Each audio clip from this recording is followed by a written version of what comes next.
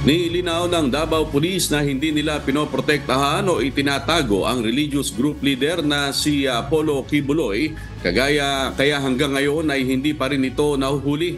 Ayon kay Davao City Police Office spokesperson Police Captain Hazel Caballero, hanggang monitoring lang umano sila hanggat wala pa silang natatanggap na warrant of arrest o koordinasyon sa Senate Sergeant at Arms.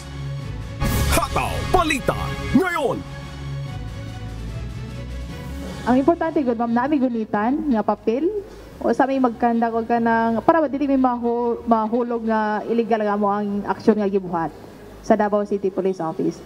O ang Sergeant at Arms wala mi na receive any coordinations kay basig nagtuo sila nga among gitaguan wala baya gyud. Dumipensa naman ang Pro 11 sa pambabatikos ni ACT Teachers Party List Representative Franz Castro na blanco pa rin sila sa kanilang hanay kahit may access at pondo naman sila sa intelligence fund. Hindi naman natin pwedeng sabihin na blanco. Ang masabi ko lang is hindi din ako private sa information ng intelligence unit na hindi lang naman ng Philippine National Police but the whole intelligence unit na nag-work sa Davao Region. Sinabi rin ni Police Major Dela Rey na maaari rin umanong wala na sa Davao si Kibuloy.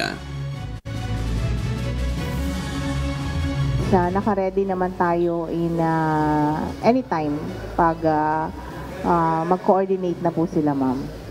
And then ano din naman na ang pwede din naman kasi na si Pastor Kibuloy is wala sa Davao Region. So, anywhere in the Philippines din siya. So, kung mag-coordinate din si Sergeant of Arms sa ibang lugar,